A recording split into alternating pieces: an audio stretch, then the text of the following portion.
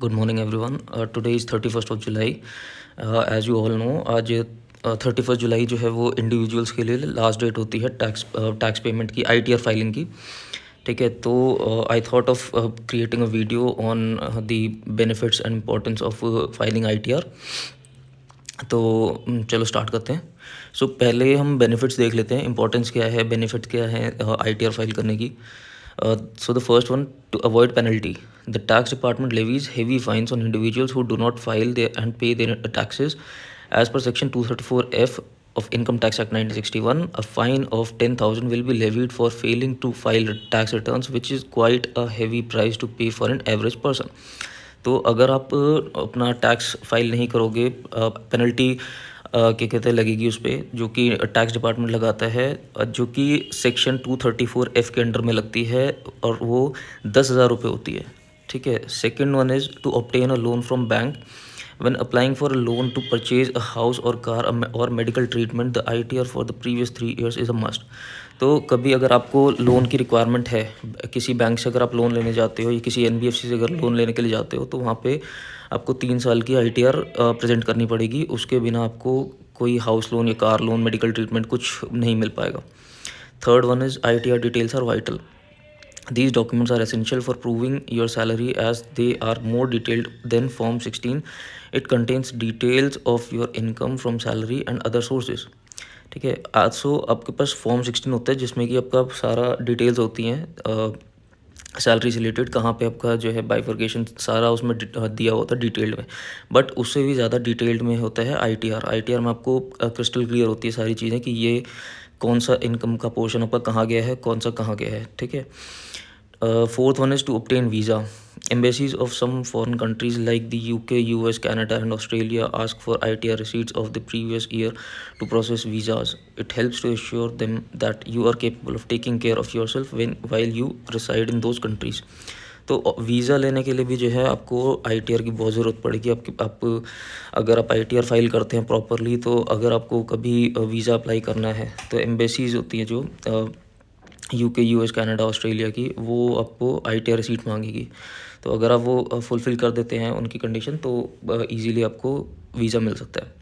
Then fifth one is to make up losses faced in the next financial year. You cannot carry forward any losses to the next financial year unless you file an ITR.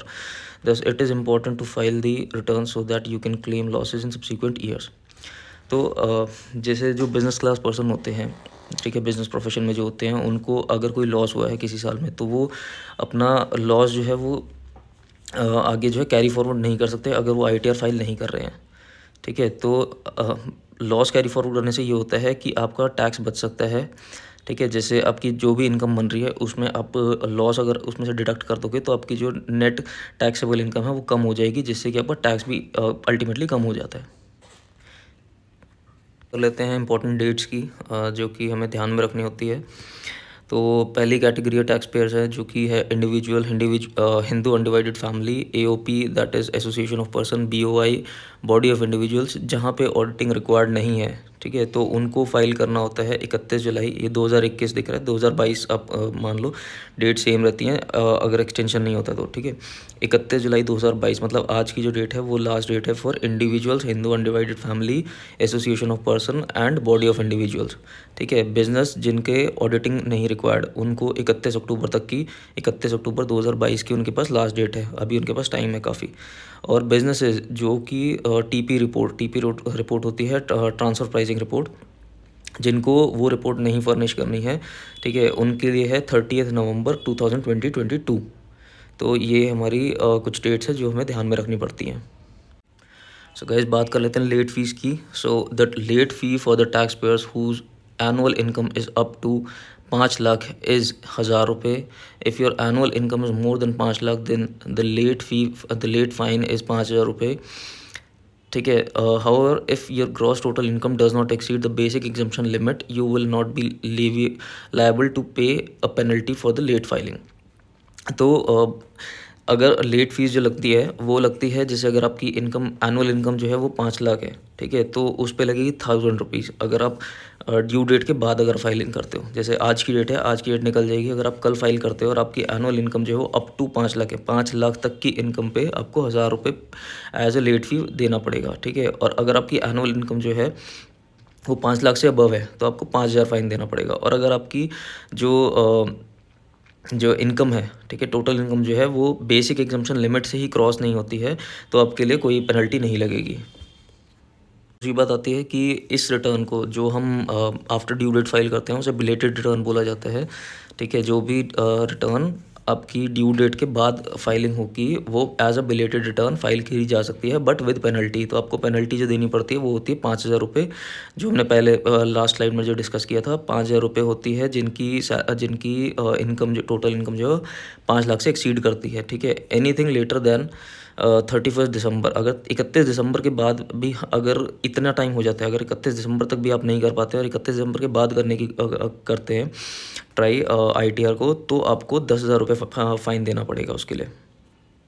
और जिन लोगों का tax लगता है, ठीक है, जिन लोगों का tax अगर बन रहा है, ठीक है, जो लायबल हैं टू पे टैक्सेस, ठीक है, तो उनके लिए क्या है कि the taxpayer would also be subjected to interest under section 234A at 1% per month और पार्ट ऑफ द मंथ और for any amount of tax remaining unpaid. तो जो भी आउटस्टैंडिंग है, चाहे वो कितना भी है, आपने चाहे उसमें जैसे 100 रुपये आपका टैक्स है, उसमें से आपने 50 रुपये पे कर चुके हो, बट 50 रुपये अभी भी बचा है, ठीक है? तो 50 रुपये के ऊपर आपका टैक्स लगेगा under section 234A of income tax act 1961 at 1% per month, 1% हर महीने आपका उस इंटरेस्ट लगता चला जाएगा।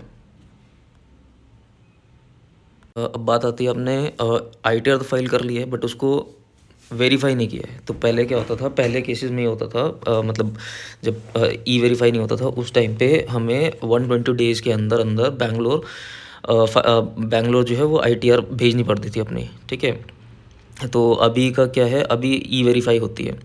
तो what will happen if you do not verify your ITR with the 120-day time limit? If a filed ITR is not verified, then your tax return will not be treated as a valid return by the income tax department. Further, your ITR will not be taken up for the processing by the tax department if not verified. Added to this, any tax refund claimed by you will not be given to you unless you have filed a verified ITR and the same has been confirmed by the income tax department after processing. तो इसमें आपको नुकसान होगा काफ़ी सारा, ठीक है? पहली बात तो जो आपने फ़ाइल करी है इनकम टैक्स रिटर्न वो वैलिड नहीं होगी, इनवैलिड कर देंगे उसको टैक्स डिपार्टमेंट वाले। दूसरी बात ये कि जो आपका जो टैक्स सबमिटेड है बट उसका रिफ़ंड आना था, तो वो आपको रिफ़ंड भी नहीं मिलने वाला, ठीक है? तो आपको इसमें काफ़ी लॉस होगा, और जिसने बिलेटेड रिटर्न फाइल किया उसकी लेट फ़ीस भी लगेगी, देन उसको ये सब डिसएडवांटेजेस भी फेस करने पड़ेंगे। As per Section 276C of the Income Tax Act, if a person willfully attempts to evade tax, penalty या फिर interest or under reports his income, then he shall be punished as follows: with rigorous imprisonment which shall not be less than 6 months but which may extend to 7 years, and with fine where tax sought to be evaded exceeds 25 lakhs। तो section 276C of the income tax act कहता है कि अगर कोई person wilfully जानबूझ के चाह के अटेम्प्ट करता है टैक्स इवेड करने के लिए, टैक्स की चोरी करता है, पेनल्टी की चोरी करता है, या फिर इंटरेस्ट की चोरी करता है, या फिर अपनी जो इनकम है उसको अंडर रिपोर्ट करता है, मतलब कम बताता है, ठीक है, तो he shall be punished with following, जो कि हो सकता है इम्प्रिजनमेंट, जेल हो सकती है, जो कि कम से कम 6 महीने की होगी और वो एक्सटेंड हो सकती है 7 साल तक, और उसके साथ साथ फ़ाइन भी पे करना पड़ सकता है। जहाँ पे ये सब होता है उस केस में जहाँ tax sought to be evaded, मतलब जो अमाउंट है उसकी टैक्स की जो है वो 25 लाख से एक्सीड कर जाती है, वहाँ पे 276C अप्लाई कर जाता है। ठीक है गाइज, आई होप आप लोग अपनी ITRs फाइल कर देंगे आज की डेट में। जिसने नहीं करी वो कर देना, तो सही रहेगा, उसके काफ़ी बेनिफिट्स हैं। तो ट्राई करो, ज़्यादा देर का काम नहीं होता। अगर जिसको खुद से आती है वो खुद से कर लो, बाकी जिसको नहीं आती वो अपना CA हायर करके अभी करवा लो, तो आप पेनल्टी से भी बच जाओगे, प्लस आपको एडिशनल बेनिफिट्स भी मिल जाएंगे। ठीक है गाइज, ये एक लर्निंग वीडियो थी, तो नेक्स्ट हम देखते हैं कोई ट्रेडिंग पे लर्निंग वीडियो बनाएंगे। अभी के लिए इतना ही रखते हैं। Thank you all.